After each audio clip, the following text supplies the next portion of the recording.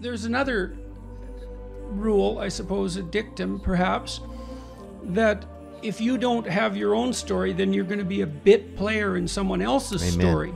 Okay, so let's talk about that fog again. So let's say, because of the reasons you already laid out, you don't want to make your conditions for failure conscious, because then you know when you're failing, and that hurts.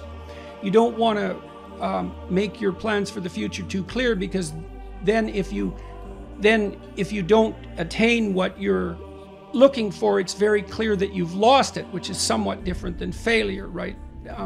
And then there's also the problem that if you make your motives clear to other people, then they really have the ammunition to hurt you, because like, I can hurt you by depriving you of what you want, but I can hurt you even better if I really know what you want and can deprive you of that. So you have reasons to keep these things unclear. But the problem then is that you don't have a direction that's powerful, right? Because you're not consulting yourself, watching yourself, learning about yourself, figuring out who you are, and figuring out what kind of route through life you would have to take to be engaged. Okay, so then you get weak because you're not integrated, you're all over the place, you're scattered. Well, then anybody who has power for one reason or another can compete with you for your own attention and win. And so if you don't have your own plan, painful as it is to develop one, partly because you have to take your own inadequacies into account. Oh yes, and you also mentioned, you posit an ideal, this is what I want, or this is who I could be. The farther away that is from you, the more inadequate you feel in relationship to it. So that's another reason to avoid it. But yes, well, that's why every ideal is a judge. There's no getting away from that. Now, if it's too much for you, I might say, well, make a lesser ideal. Like, try to pursue something that doesn't intimidate you into paralysis. What you really want to do is you want to lay out a plan that has a pretty high-end aim, but that also consists of steps that aren't too intimidating. So you have to ask yourself, I would like to do this, I should do it, but would I do it?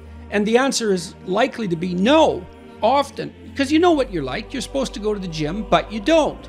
It's like, okay, well, maybe you won't go to the gym, but maybe you'd walk half a block every second day, something like that. And you have to ask yourself, I write about this in the first chapter, about the advantage of being a fool. If you notice that you're not so good at something, then you can calibrate down the goal until a fool like you can manage it, and then you can attain it, and then you're not quite so much of a fool.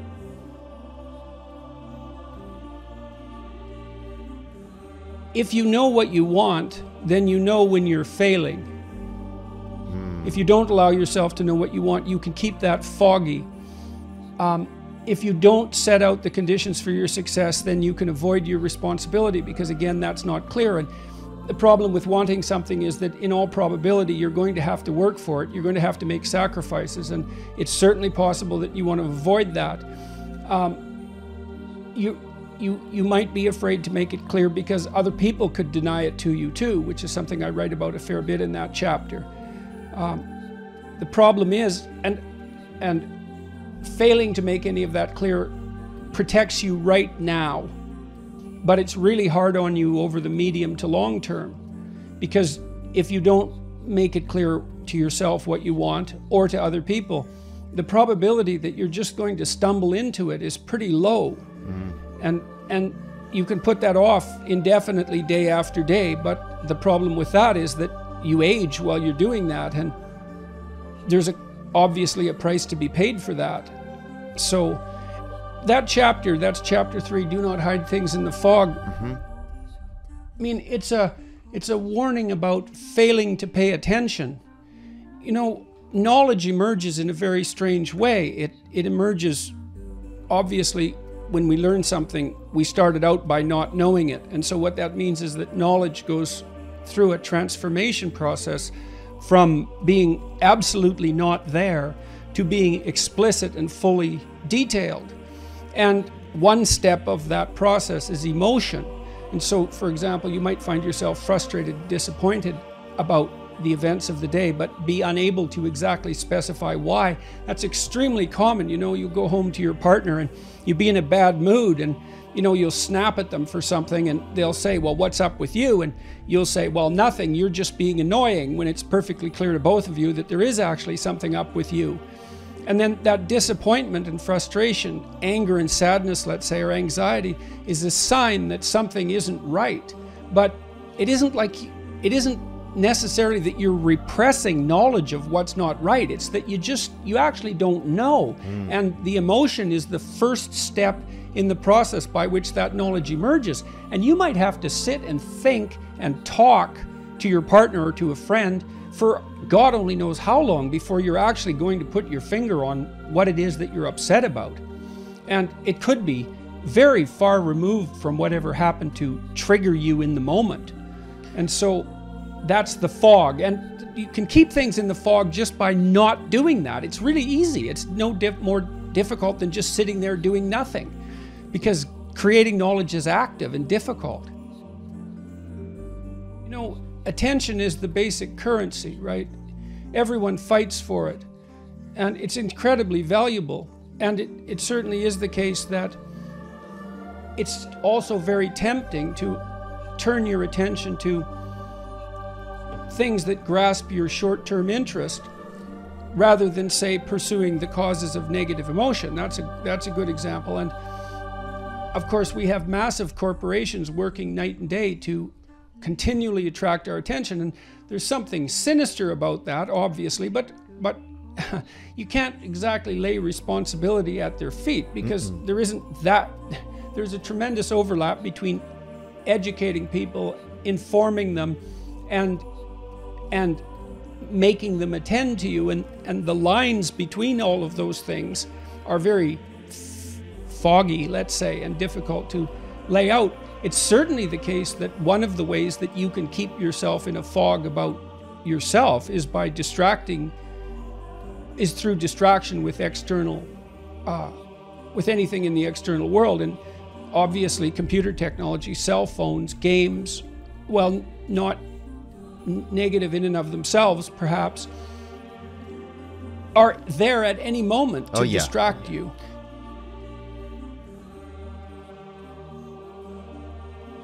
I think you need a meaning to sustain you in life, because life is difficult, and so the meaning has to be proportional to the difficulty. I think everyone knows that and wants that.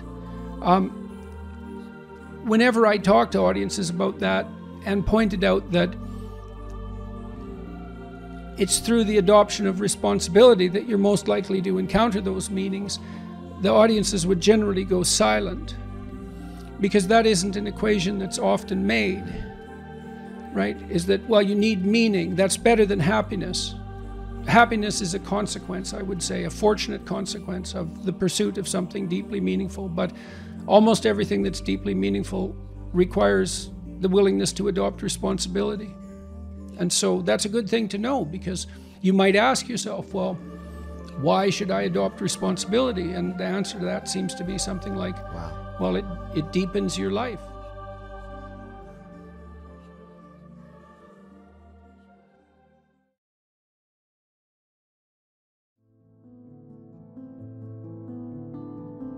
You cite a tired brain, foggy thinking, as the reason to stop answering questions or giving a talk. How do you combat this while working or writing daily? Well, I eat a big breakfast relatively soon on waking.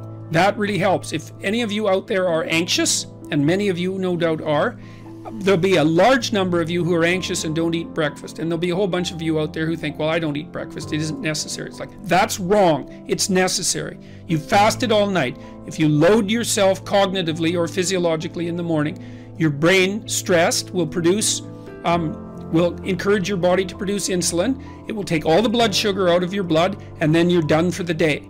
And then you'll be anxious. And a lot of the rest of you too, you'll find if you're anxious, try this. It's really, really interesting experiment. The next time you're anxious, go eat something. Eat some protein and fat would be best. You could have cheese and crackers. I'm not a big fan of carbohydrates, but whatever. Eat whatever you're willing to eat, but make it solid. Don't eat a peanut butter, or don't eat like a chocolate bar or something sweet. Eat something substantial, a piece of meat, a piece of cheese, some peanut butter, something like that. And then wait 10 minutes and see if you're less anxious. And try that for like 2 weeks. Every time you get anxious, eat something. Because then you can find out if your anxiousness, if your anxiety is linked to low blood sugar. And it's very likely that it is, especially if you also get irritable and foggy in your thinking. And so, and the best way to treat that, as far as I've been able to tell, and there's a decent literature on this, is to make sure that you eat a big breakfast. And you might say, well, I'm not hungry in the morning. It's like, who the hell cares if you're hungry? I didn't say enjoy your breakfast. I said eat it. That's not the same thing. You know, there's lots of things that you need to do that you don't enjoy to begin with. You'll get hungry in 6 months and then you'll start to enjoy it. So that's a massive difference. I take small naps quite frequently. If I'm wiped out, you know, I'll go have a nap for 10 minutes or 15 minutes. And then that helps quite a lot. I try to wake up fairly regular, on a fairly regular schedule. That's another thing I would really recommend for people whose lives are in disarray and who are anxious. Try to fix your wake time. Sleep, going when you sleep, that's not so important. So you can still, you know, stay up late and have fun and all that. But getting up in the morning is really helpful. So, you know, and you also have to figure out how much you can work or write. I can't write for more than about max. My sustainable maximum for writing is 3 hours a day. And if I push it past that, then, especially if I'm editing, I make mistakes when I'm editing, so that's counterproductive, and I can't sustain it across time. And so I don't really think you can do more than about 3 hours of extremely intense intellectual work a day. Although if you have a nap, you can stretch that, but I think at least I end up paying for it across time. So nap, make sure you eat, and make sure that you get enough sleep. So that's how I combat it and try to make myself hyper efficient. What does my average daily schedule consist of? Well, that's fairly straightforward. I get up around somewhere between 6 and 8, and then I work till 10, as hard as I can, flat out, every single day. So, and I've been doing that with very little variation, although it's been much more extreme in the last year, for like since 1985. Like I work probably, well, I would say 14 hours a day, at least 14 hours a day. And so that's about 100 hours a week. And the time that I don't do that, I spend with friends, but mostly with my family. And so, yeah, and I work as efficiently as I possibly can. I'm always trying to do everything I can as fast as I possibly can. And I'm accustomed to that because, like I said, I've been doing it for 30 years. So that's my daily schedule. And I don't know even what I would do if I didn't do that. I have this cottage that I go to, although I generally spend time writing up there, and I go swimming with my wife and we go canoeing, and I can take a break in that way. But most of the time, if I take a break even up at the cottage, generally what I do is like carpentry and fix the place up. And I don't like to be unoccupied. I have to be occupied doing something productive all the time, because otherwise I'm not pleased with myself. And so, and you know, I decided a long time ago that I was going to try to live a hyper efficient and hyper productive life. And so it's been a challenge. It's an enjoyable thing for me to some degree, because I'm very interested in trying to figure out how much I can possibly do in the shortest period of time all the time. It's unbelievable the degree to which our sanity depends on a functioning sociological structure. And here's why. Well, first of all, you kind of need to know what to do every day. You have to have a routine, because you're an animal, you know. And you know, if you have a dog or a cat, dogs are a really good example of this. Dogs like routine. They like to be walked the number of times a day that they're supposed to be walked, and they get quite sick very rapidly if you don't routinize their days. Children are exactly the same way. Now, you can overdo it, right? But still, you know, you need to know approximately when you should get up. It should be approximately the same every day. You need to know approximately when you're going to eat. You need to know what you're going to eat. You need to know who you're going to eat with. You need to know where to buy your food. It's like 80% of your life, 70% of your life, something like that, consists of those things that you do every single day, that you repeat. Well, so you need structure, you need predictability, and you need more of it than you think, just to keep you sane. Now, if you're lucky, and maybe a bit odd, you can deviate 5% from the norm or 10% from the norm or something like that, carefully and cautiously, as long as the rest of you is all well ordered in a normative manner. You might be able to get away with that, and you might be able to sustain it across time, and people might be able to tolerate you if you do it, or maybe you'll get really lucky and you happen to be creative but reasonably well put together, and people will actually be happy that there's something idiosyncratic and unique about you. But even under those circumstances, mostly what you want is to have a routine that's disciplined, that's predictable, and bloody well stick to it. You're going to be way healthier and happier and saner if you do that. And then the other thing that you need, because this is one of the things the psychoanalysts got wrong, I think, is that they overestimated the degree to which sanity was a consequence of being properly structured internally, you know. Because from the psychoanalytic point of view, you're sort of an ego, and that ego is inside you. And of course, it rests on an unconscious structure. But the purpose of psychoanalysis is to sort out that unconscious structure and the ego on top of it, and to make you a fully functioning and autonomous individual.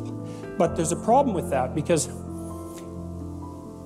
the reason that you're sane as a fully functional and autonomous human being isn't because you've organized your psyche, even though that's important. The reason that you're sane if you have a well-organized unconscious and ego is because other people can tolerate having you around for reasonably extensive periods of time, and will cuff you across the back of the head every time you do something so stupid that people will dislike you permanently if you continue.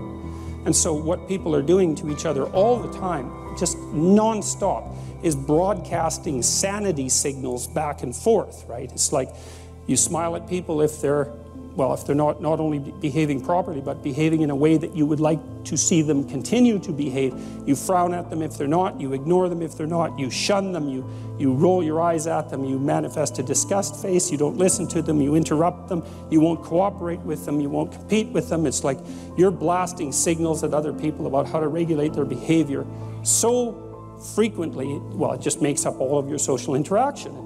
That's why we face each other, and we have emotional displays on our face, and we're looking at each other's eyes, and we know as much as we can about what's going on with each other, given that we don't have immediate access to the contents of their consciousness. And so partly what you're doing with your routine is establishing yourself as a credible, reliable, trustworthy, potentially interesting human being who isn't going to do anything too erratic at any moment. And everyone else is around there tapping you into shape, making sure that that's exactly what you are. And that's how you stay sane. And so what happens to people too, if they don't have a routine and they get isolated, is they start to drift. And they drift badly because the world is too complicated for you to keep it organized all by yourself. You just cannot do it. So we outsource the problem of sanity. And it's very intelligent that we outsource the problem of sanity, because sanity is an impossibly complex problem. And so the way that we manage the incredibly complex problem is we have a very large number of brains working simultaneously on the problem all the time. And that efficiency thing is really fun. If you guys who are listening are out for a challenge, like one of the things that you can, I think this heightens the meaning in your life, is to try to do difficult things, right? Aim high. Don't aim so damn high you can't manage it, and make sure you break down your aims into reasonably attainable sub-goals, but you want to aim high, and then you want to see how hyper efficient you can get. That's a great thing to do in your early 20s, is to see, okay, like discipline yourself. You think, okay, how much work can I do if I load myself right to the maximum? How far can I work? How hard can I work until I exhaust myself? And then you back off, obviously, because the optimal amount of working, productive engagement, let's say, is that which is sustainable across decades. So you have to learn that, but you don't learn that without stretching yourself to your limits to begin with. And you know, if your life isn't everything it could be, and if you're suffering from an excess of meaninglessness, well, it means you're not oriented in the world of chaos and order properly. It's like you could learn to discipline yourself. Look, figure out what it is that you need to do and that you want to do, and then see how efficient you can get. Because one of the things that's quite fun is to figure out, if you have a task, I always tell my graduate students this if they're doing an experiment too, if you have a task that you have to do, it's really interesting to spend a few minutes, sometimes hours, depending on how long the task is, see if you can figure out how to do it from 5 to 10 times faster. It means you'll have to rearrange the way you think about it, but you can often do it. And that's how extremely productive people get so hyper efficient.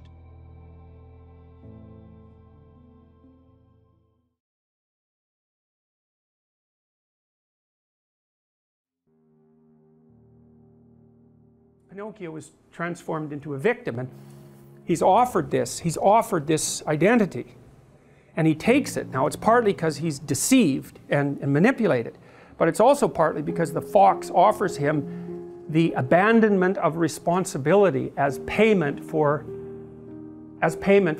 adopting the victim identity. So this is where his own lack of morality, let's say, because this is all about Pinocchio's development as a character, plays a role in his demise. So if I'm a victim, then everyone else owes me something, and I don't have to take any responsibility. And so one of the things I've wondered, here's something to think about. It might be that the sense of meaning that life can provide to you is proportionate to the amount of responsibility you decide to take on. And that'd be very strange if it was the case, you know, because responsibility, of course, is a kind of weight, obviously, and it's difficult to take on responsibility. But if any positive emotion that you feel, and your control of anxiety, and the control over pain, is dependent on the activation of these systems that watch you move towards a desired goal, then the more complete and weighty the goal is, the more kick there's going to be in the observation that you're moving towards it. And you know, you kind of already know this, because you'll have observed in your own life that when you're engaged in something that you believe in, that the time passes properly. You know, you can see this even if maybe you're reading a paper and it's actually related in some intelligible manner to something that you want to learn. So even though it's difficult, you get engaged in it, you can remember it better, you can process it better, and you're not so likely to fall asleep, and you're not so likely to want to find distractions, all of that. You can get into it. And it would be very interesting if that was proportionate to the degree of responsibility that you're willing to shoulder. And I think you can make a strong case for that. I've also often wondered, imagine you could offer people a choice. Here's the choice. You could say, well, your life isn't meaningful. The nihilists have got it right. There's no meaning in your life. And because of that, there's no reason for you to accept any responsibility. So you can live a responsibility-free life, and maybe one of impulsive pleasure-seeking, but a responsibility-free life, but the price you pay is that it doesn't get to be meaningful. Or you could say to someone, no, we're going to do the opposite. We're going to say, you can live a meaningful life, but it's only going to be as meaningful as the amount of responsibility that you're willing to bear. And then you might say, well, what would people choose? Because everybody also always makes noises about wanting to have a meaningful life. But if the price you pay for that is the adoption of responsibility, then it's not so obvious that people would choose meaning over, you know, over pointless pursuits, if the benefit they got for choosing the pointless pursuits was that they really didn't have to care about anything they ever did, right? There's no responsibility. And that's really what Pinocchio is offered. And that's what the coachman offers him. And that's interesting because, you know, so far it's been the fox and the cat, and they're kind of two-bit hoods. And so the pathological pathway that they offer Pinocchio is not the worst of the pathological pathways. But here, at least as far as the imagination, the collective imagination that created this movie is concerned, this is where you get to the most pathological form of, let's call it temptation. And that's the temptation to engage in, to abandon responsibility and to engage in impulsive pleasure-seeking, short-term pleasure-seeking.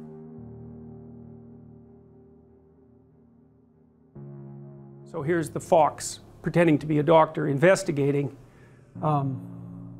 Pinocchio's illness, and he makes some notes, which is all just meaningless scribble, right? It's like white noise. And it doesn't matter that the arguments that he's making are completely incoherent, and it doesn't matter that he actually doesn't know anything. What he's selling is easy to buy, and so Pinocchio buys it. And by the end of the conversation with the fox, he's pretty convinced that he's useless and that he needs a vacation. You know, this is an edible situation as well, which I touched on in the other lecture. I mean, let's imagine that you have a child that is a little on the neurotic side, so high negative emotion, and maybe one that's also a little bit on the sickly side, so has a variety of, let's say, relatively minor ailments, but ailments nonetheless. And so what that means as a parent, we'll say mother for this example because I want to use the Oedipal example, you have to make a decision all the time about exactly how you're going to treat that child. One decision is, well, you don't have to go to school today because you're not feeling well. It's like, fair enough. But do you make the same decision the next day? And do you make the same decision the next day? And let's imagine that you enable the child to avoid responsibility as a consequence of capitalizing on their illness. Well, then that's not going to be very good for the child. The rule with a sickly child has to be something like, I'm going to push you right to your limit. Because otherwise, how is the person going to figure out what they can do? And if they can't figure out what they can do, then they're not going to be able to make their way in the world at all. And then that gets muddied very badly if you're not exactly sure that you want them to make their way in the world. You know, maybe you're just as happy because you'd be sitting at home alone if your child was there with you. And maybe you'd be just as happy at some level if they never grew up at all, because then they won't leave. And maybe that's because you have a terrible marriage and you're lonesome, you know. Maybe it's an abusive marriage and your husband has chased away all your friends, and so you don't have anything at all. And maybe that's because you didn't stand up for yourself very well, apart from the fact that he was, you know, tyrannical in his central nature. And so then all those little warps and bends in your psyche are going to manifest themselves right in the background of every single one of those decisions. My daughter had a lot of illnesses when she was adolescent, and they were very serious, and it was very difficult to figure out what to do about that, because you couldn't exactly apply normative rules, right? And we always had to figure out, if she was communicating her symptoms to us, how seriously to take those. And the answer was the least amount of serious possible. It's something like that, because we needed to know, and she needed to know, what she could do in spite of the fact that she had problems. And one of the things I really tried to instill in her, and I think it worked, is that you don't ever want to use your illness as an excuse for not doing anything. Not consciously. You know, sometimes you might not know, I'm not feeling well, what can I do? Well, you don't know, right? Because sometimes when you're not feeling well, you can do more than you think, and sometimes you can do less than you think. It's not like it's obvious, but sometimes it's obvious, you know, this little temptation flits through your mind and you think, well, I don't really want to do what I'm doing today, and I'm not feeling very well, so I don't have to do it. You do that 100 times, then you don't know how sick you are anymore. And then you're in real trouble, because not only are you sick, but you've muddied the waters. And so you have both problems then, is you're actually ill and you've betrayed yourself by using that as an excuse not to pursue your responsibilities. There's a deep idea in the West too. It's like, pick up your damn suffering and bear it and try to be a good person so you don't make it worse. Well, that's a truth. Life is suffering. Yes. Well, who wants to admit that? Well, just think about it. Well, so what do you do in the face of that suffering? Try to reduce it.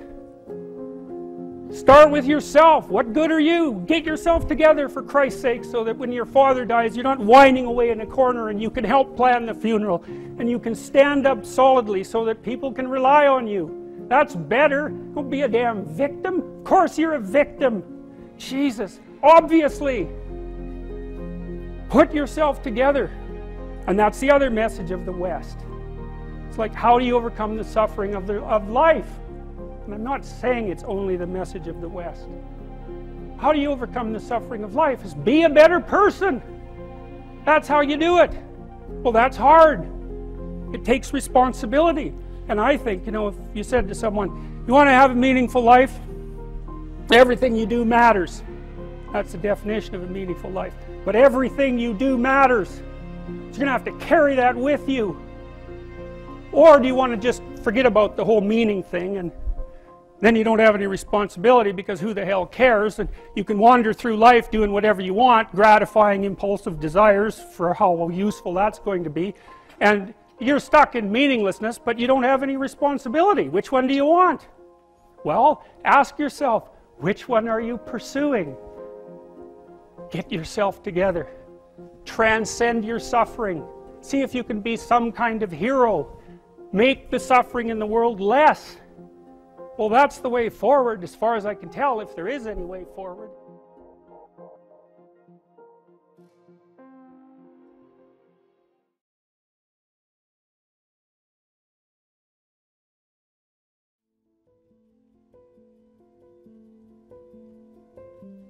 So I have a friend, he's a really good friend of mine, and I've known him since I was in college, and he's a tough guy. I mean, he grew up in under rather poverty-stricken circumstances in northern Alberta, really on a frontier piece of land. Like, it had only been broken 50 years before by his father, who was a longshoreman and an ex-military guy. Good guy, his father.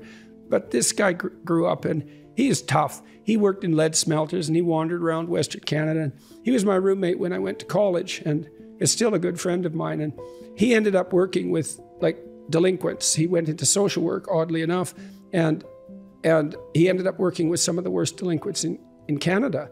And he's a really good guy, and he likes to help people get better.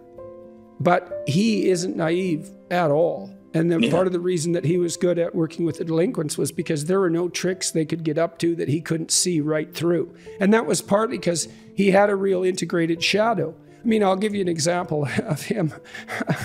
So one day, I was living in this town called Grand Prairie, and it was at the height of the oil boom. And so it was a rough town, and there were lots of rough bars in it, and lots of young men in there with plenty of money and they'd come in for, 3 days after being out in -40 weather, working on the oil rigs, and they were ready to party, man. And we had a party one night in this kind of frat house that I went to college in, and way too many people showed up, and some of them were real troublemakers. And we had a table that was pretty full of beer bottles and vodka bottles and so forth, and one guy just went over and, like, tore the leg off and knocked the table over. And then a bunch of us got together and chased them all out. And this friend of mine, he said, oh, they'll be back. And so he went upstairs and he put on some steel-toed cowboy boots. It was just like a bloody Western. He came marching down the stairs. And just as he entered the living room, there was a big knock on the front door. It was these hooligans coming back to cause grief.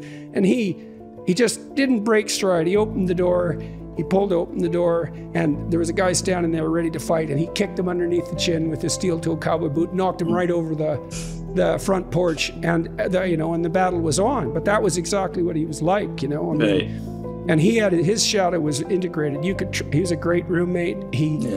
He reciprocated everything. I always knew if I bought groceries one week, he'd buy it the next. Like, he was a straight shooter. You could trust him. But he was not naive, man. And that made him able to deal with delinquents and to help them. So that's part of that integration of that shadow.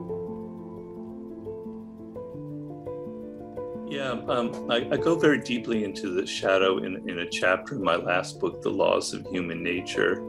And I try and talk about how one integrates the shadow, because it's not an easy answer for that. People are kind of perplexed. Well, I have this dark side, and I explain a lot of where it comes from and how a lot of your aggressive impulses, like the room of 2-year-olds that you were talking about, you have that as well. I'm talking to the people that my readers. You have that aggressiveness when you were young, and it got socialized out of you, and then it got repressed. And it's like a lost self that lives inside of you and is screaming to come out. How do you integrate it?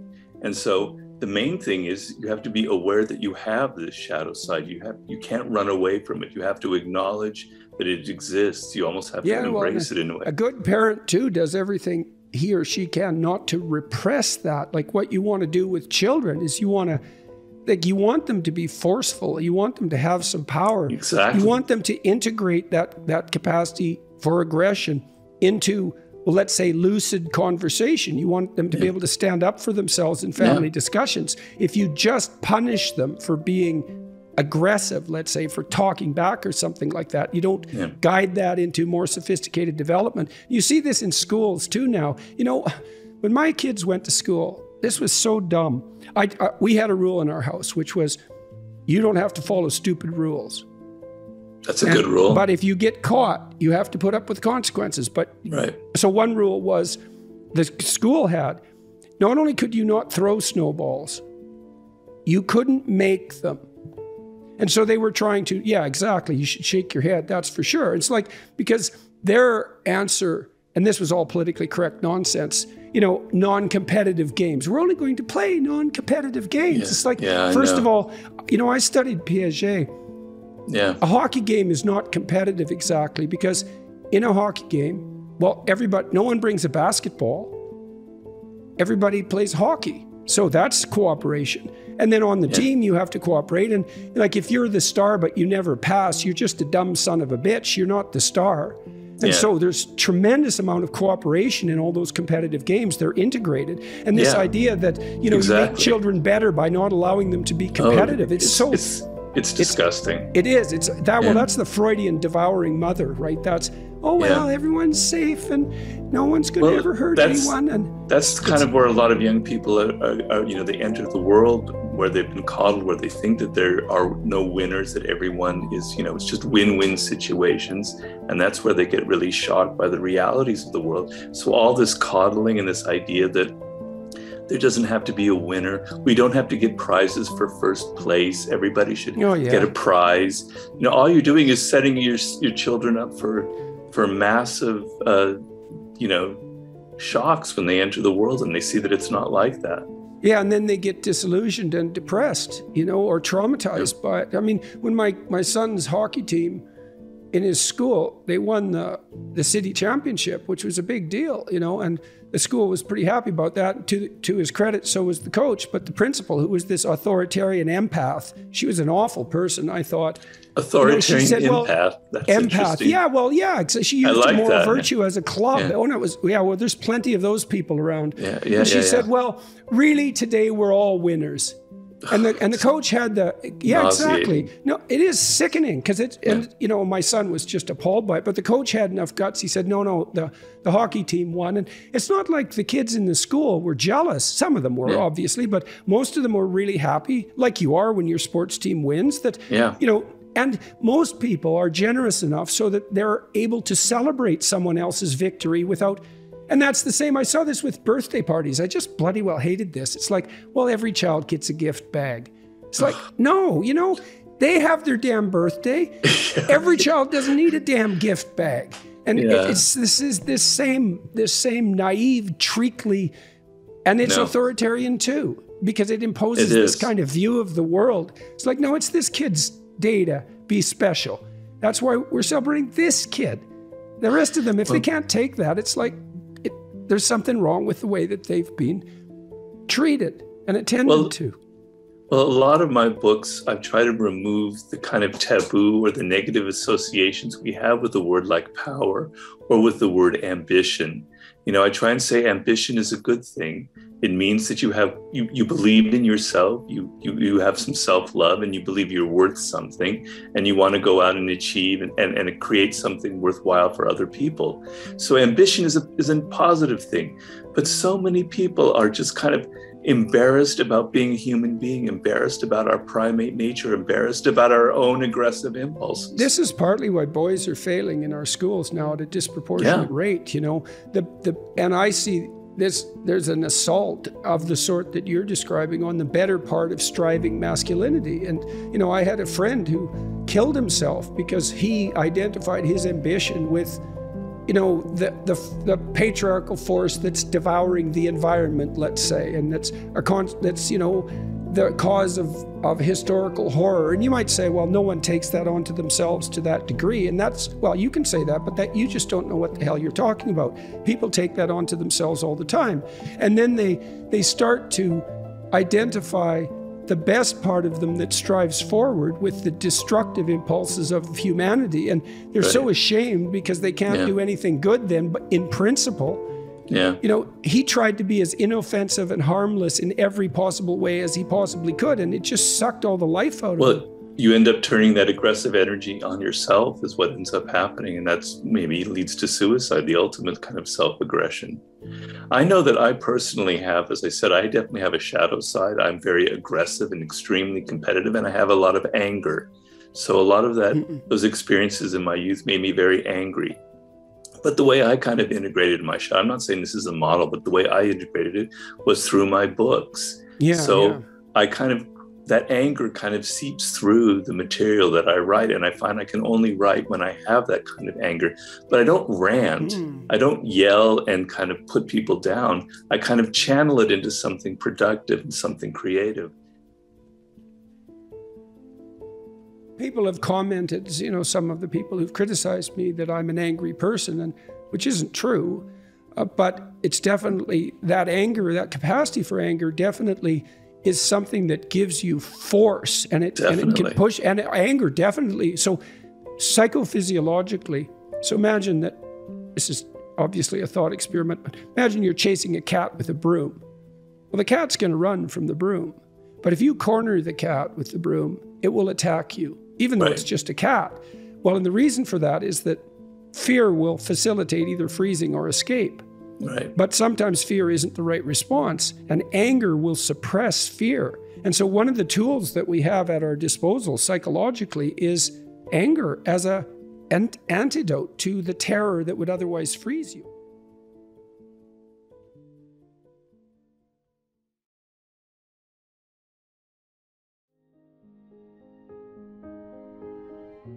With regard to sexuality, you said that it is a good question to ask yourself, who is in control? Well, yeah, that's the question, isn't it? You know, if you're masturbating to pornography and the consequence of that is an immediate influx of guilt, then you have to ask yourself, who's in control?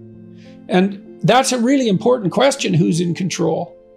That's what terrified me about developing some psychoanalytic acumen, because once you realize that you're a house that many spirits can and do inhabit, and that many of them aren't you, and that many of them aren't working towards the purposes you might want yourself to be working to, and that's the realization of the myth that you're embodying from the Jungian perspective. It's a very, very serious question. The fundamental human myth is Cain versus Abel. And so who are you? Are you Cain or Abel? Well, the answer is you're both. And then the question is, well, who's got the upper hand? And then the next question is, who do you want to have the upper hand? Is it God and Abel or Satan and Cain? And that's a question that's just as germane to non-believers as it is to believers. And isn't that remarkable and appalling and overwhelming and terrifying all at the same time, if you have any sense of what it means? So if your behavior is embarrassing you, well, there's only two possibilities, isn't there? You shouldn't be so embarrassed. And I suppose the voice that says yes to all expression of human sexuality would say that your guilt and shame is merely the detrimental hangover of an oppressive patriarchy that's judgmental in its attitudes towards sexuality. Well, yeah, well, what would you use judgment to differentiate if it isn't sexuality? So I don't think that argument goes anywhere. You have to consult your own conscience. Like, I know the conscience can become an oppressive force on its own. That's the indwelling of the great tyrant, you know, and Freud made much of that, a too oppressive superego. And I've certainly seen clients whose expression of healthy sexuality was inhibited by a too rigid superego. That can definitely happen. But that doesn't mean that all guilt about all forms of sexual expression constitutes a superego run amok. I mean, it doesn't take a genius to figure out that there was some relationship between the sexual revolution of the 1960s, which, according to Randy Thornhill, by the way, who's perhaps the world's top biological thinker on this particular topic, Thornhill believed that the liberalism of the 60s was a consequence, at least in part, and in large part, I should say, of the hygienic revolution of the previous 6 decades and more that enabled us to reduce the impact, at least in the West, of infectious diseases. And because we were much less prone to the transmission and receipt of infectious diseases, we could afford to be more liberal by the 1960s. So we got more sexually liberal. And what happened? AIDS. And I say that without prejudice. And what's the most effective means of facilitating the reproduction of a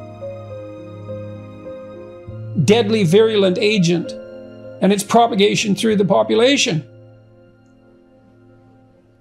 Unrestrained sexual behavior.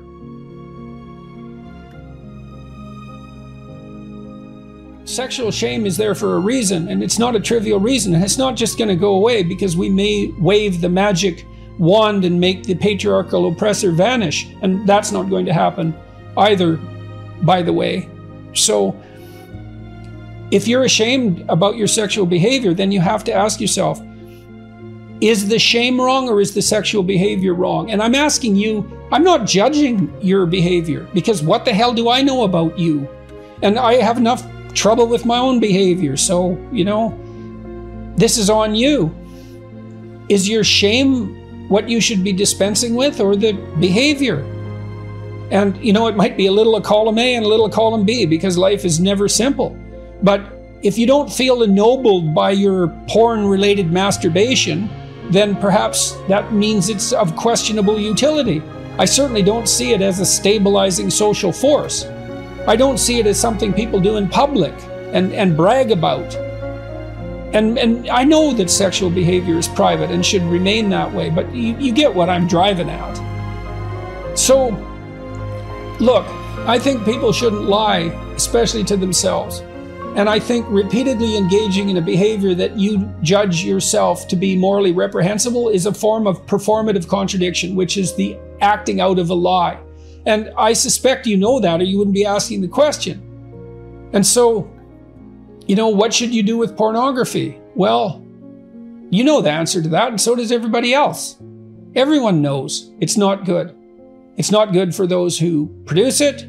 It's not good for those who participate, wittingly or unwittingly, because there's plenty of them, in its production. It's not good for its consumers, or certainly not the highest good. And what's the highest good? Sexuality incorporated within a functional, intimate relationship, bound by vows of mutual celibacy.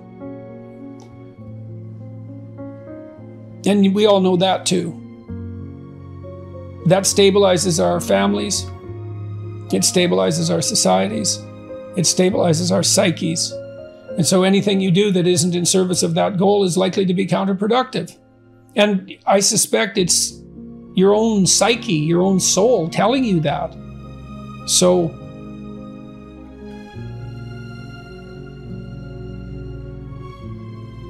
if your sexual behavior isn't an expression of your highest being,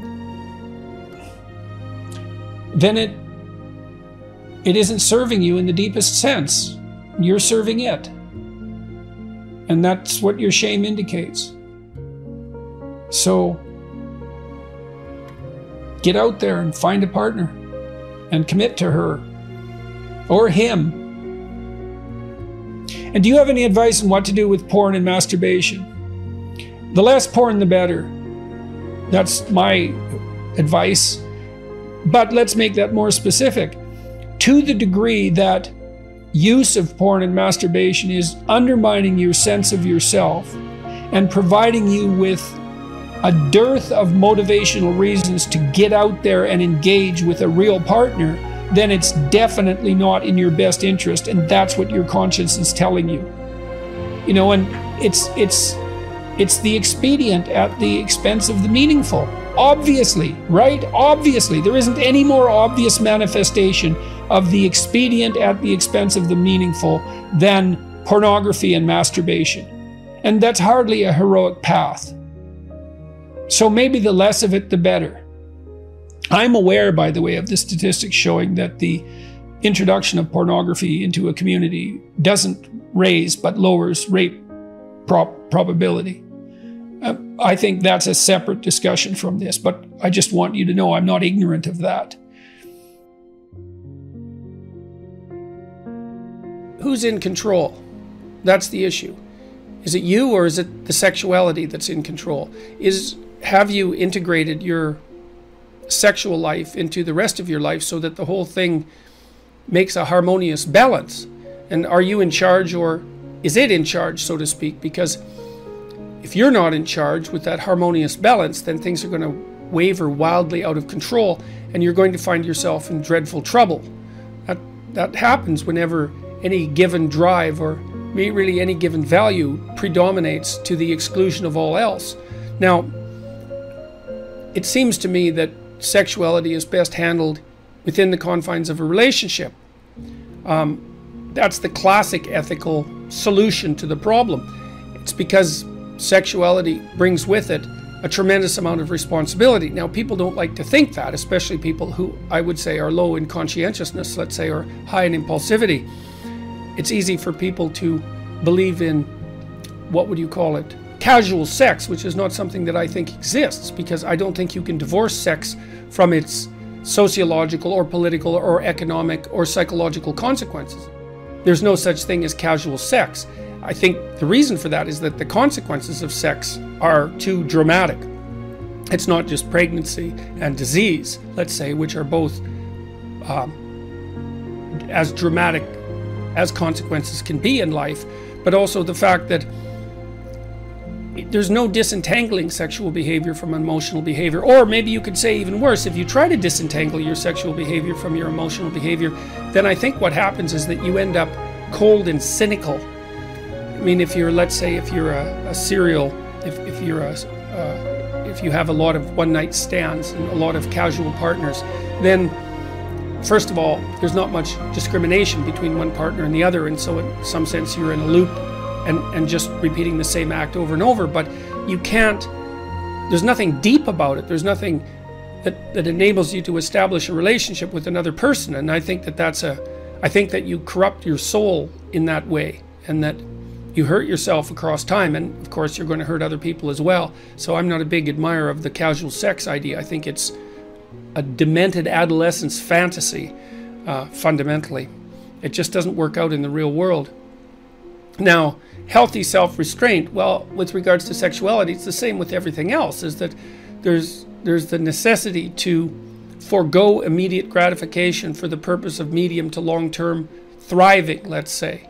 So if your sexuality is integrated in an ethic that encompasses the rest of your life, and if it serves that ethic, then I would say it's properly restrained. If it's unhealthily repressed, well, then you're angry and bitter and resentful and cursing the opposite sex, or perhaps the same sex if you happen to be gay, for failing to recognize your particular form of sexual, what would you call, attractiveness. I think resentment and anger are a good indication that there's something wrong with the manner in which your sexuality is restrained.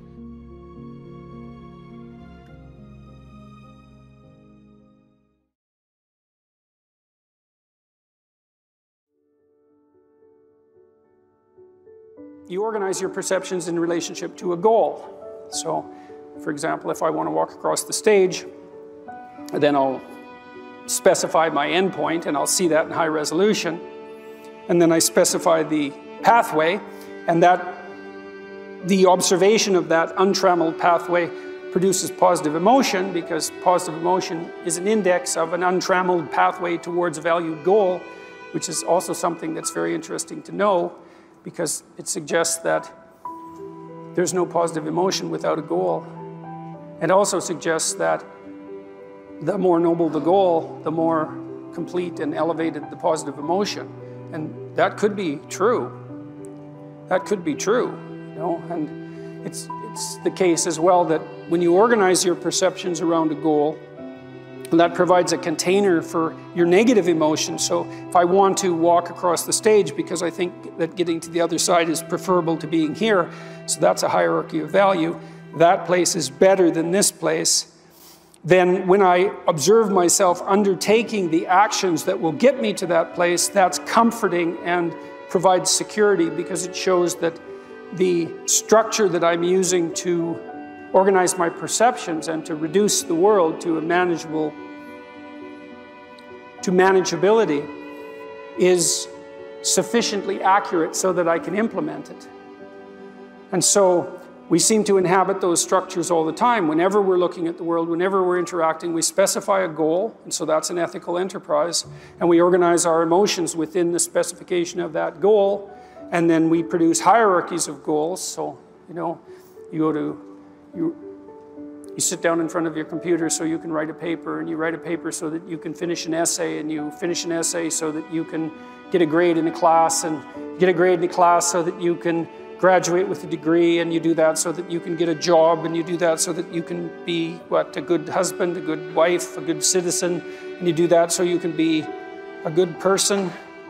There's a hierarchy of ethic that permeates the entire enterprise, right from the microcosm up to the macrocosm, and I think that's something like the whole landscape of religious value, with the outermost container, so be a good person, let's say, that's the ultimate aim of the religious enterprise. That's something like the imitation of Christ in the most fundamental sense, and all the things that you do within that are a reflection of that, or you're confused and chaotic. And if everyone's doing that at the same time, then you have a society that's integrated and aiming up and capable of telling the truth. So what's the proposition here? Well, I think when we describe these frameworks of perception, the name we give to the description of a framework of perception is a story. And I think the reason that we like stories so much is because we need to establish frameworks of perception in order to operate in the world and to allow ourselves to be integrated peacefully with other people. And so we're extraordinarily interested in anything that has a narrative basis. And the reason we're interested in that is because we're trying to build within ourselves and collectively the structure that enables us to perceive the world without undue confusion and chaos, and in a manner that provides some value to us and some sustainability. That's the goal overall. And that seems to me to be the goal of the entire religious enterprise. And so, is it possible that, well, I guess that's the claim I thought I'd elaborate out a little bit today, is that the Bible is true in a very strange way. It's true in that it provides the basis for truth itself. And so it's like a meta-truth, right? Without it, there couldn't even be the possibility of truth. And so maybe that's the most true thing. The most true thing isn't some truth per se, it's that which provides the precondition for all judgments of truth. And it seems to me that I can't see any holes in that argument. And I can't see any holes in it from a scientific perspective either, because I think we do know well enough now as scientists that the problem of deriving ethical direction from the collection of facts is an intractable problem. There's too many facts. There's an infinite number of facts. They do not provide an unerring guide for action. They can't. There's too many of them. They have to be prioritized. And as soon as they are prioritized, well, then you're in the ethical domain. And then that begs the question, what's the valid ethical domain? And the postmodern answer is, well, there isn't one. It's all the expression of domination and power. And I think that's nonsense. I don't think that's a tenable solution. I think that we stumbled onto the proper answer in some sense in our religious enterprise, which is that we aim at what's highest, or we don't. We aim at what's highest jointly, or we're divided. We aim at what's highest, and that gives meaning to all the things we do that are subordinate parts of that. We aim at what's highest, and that's what collects us and gives us structure, all of that, singly and jointly. And that's all what we've been trying to communicate all these centuries as we've been trying to communicate the whole religious corpus, generation after generation, and to sort this out and to straighten it out and to try to understand it. And I think that's where we're at now, maybe a little bit more conscious of what this all means, and maybe a little bit more capable of being more certain as people of the book that the faith we have in the textual corpus that we inhabit is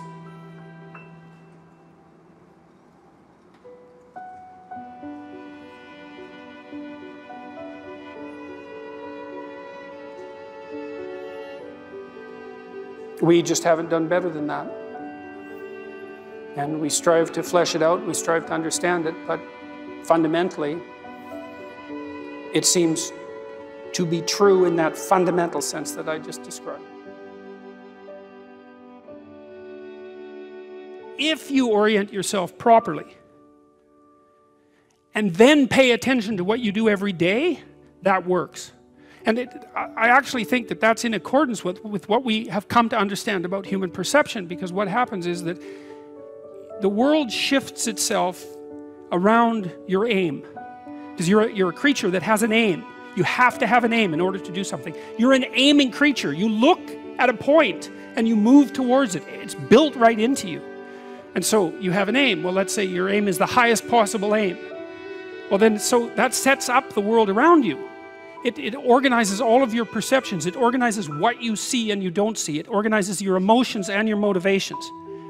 So you organize yourself around that aim, and then what happens is the day manifests itself as a set of challenges and problems, and if you solve them properly, then you stay on the pathway towards that aim, and you can concentrate on the day. And so that way you get to have your cake and eat it too, because you can point into the distance, the far distance, and you can live in the day.